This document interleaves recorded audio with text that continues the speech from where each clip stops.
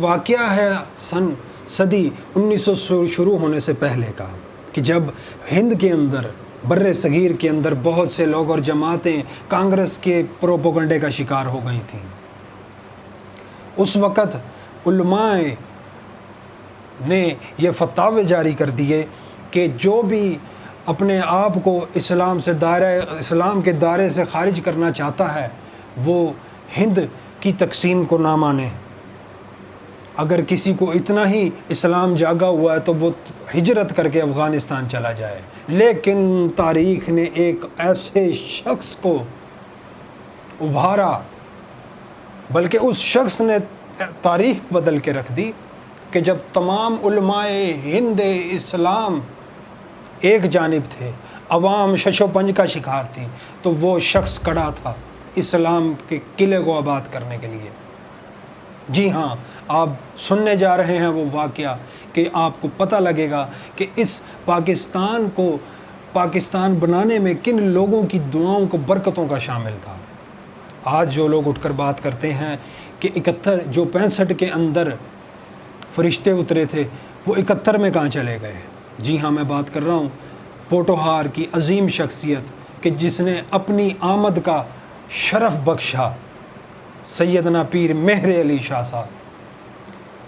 جب یہ فتوے جاری ہو گئے کہ مسلمان اگر اسلام سے خارج ہونا چاہتے ہیں تو وہ افغانستان چلے جائیں، لیکن ہند کی تقسیم کی بات مت کریں، آج ان کو ہم نے سروں پر بٹھا لیا۔ اور وہ جن لوگوں نے قربانیاں دی تھیں وہ قصہ پاری نہ، لیکن خدا اپنے ولی کی یاد کو غفلت نہیں برتنے دیتا، وہ اگلے آنے والوں میں ان کا ذکر کو ٹرانسفر کر دیتا ہے۔ میں بات کرنے لگا ہوں کہ جب سارے بدل گئے تو پیر مہر علی شاہ صاحب نے جھنڈا اٹھایا۔ نہیں، ہم کانگریسی یا ہندو ان کے پروپیگنڈے کا شکار نہیں ہوں گے۔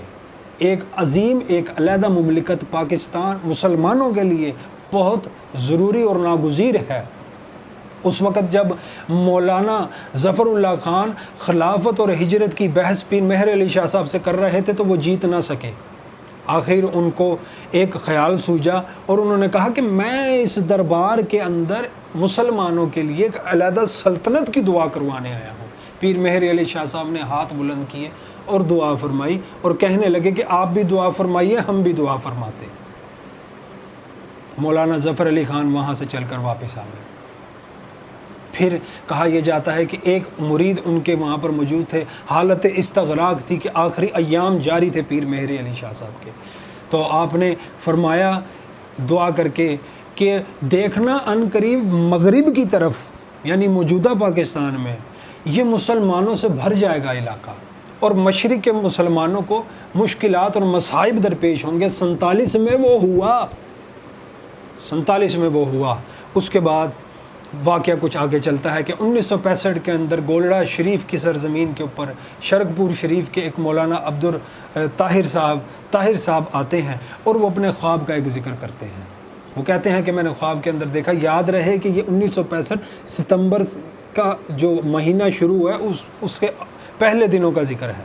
6 ستمبر کو جنگ لگی تھی، یہ اس سے پہلے دن کا ذکر ہے۔ اور آ کے خواب سنانے لگے دربار شریف میں پیر مہر علی شاہ صاحب کے صاحبزادے غلام محی الدین بابو جی سرکار کو، کہنے لگے کہ میں نے خواب دیکھا کہ اس کے اندر ایک بہت ہی مسلمان ہے اور سٹیج جو ہے اس کے اوپر 5 سیٹیں لگی ہیں کہ جس کی صدارت کر رہے ہیں شیخ عبد القادر جیلانی، دوسری سیٹ پہ بیٹھے ہیں تشریف فرما ہے نظام الدین اولیاء، تیسری سیٹ کے اوپر ہیں حضرت معین الدین چشتی اجمیری، چوتھی سیٹ ہے اس کے اوپر ہیں بابا فرید الدین مسعود گنج شکر، اور 5ویں جو نشست ہے وہاں پر تشریف فرما ہے حضرت بختیار الدین اوشی کاکی جو بابا فرید الدین مسعود گنج شکر کے مرشد ہیں، اور تقریر جو فرما رہے ہیں وہ سیدنا پیر مہر علی شاہ صاحب فرما رہے ہیں، اور اس کے اندر تقریر کے اندر وہ آیت پڑھ رہے ہیں اور میں یہ سن رہا ہوں سامنے کھڑے ہوئے لوگوں کے سامنے جو ان کے مجمع میں، اور میں یہ سن رہا ہوں کہ جب یہ آیت انہوں نے پڑھی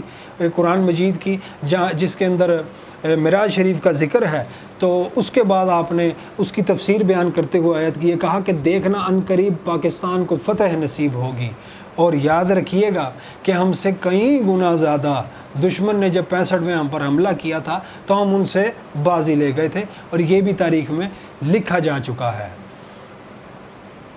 ان اپنے محسنوں کو یاد کیجئے اور پروپیگنڈوں سے باہر نکلیے۔ علامہ اقبال کا شعر ہے کہ لباس خضر میں کہیں راہزن بھی پھرتے ہیں، اگر ان سے بچنا ہے تو کچھ پہچان پیدا کر۔ کیا آپ نے کوئی پہچان پیدا کی؟ بتائیے گا ضرور، کیونکہ ہم بھی اسی کوشش میں ہیں۔ تب تک کے لیے اللہ نگہبان۔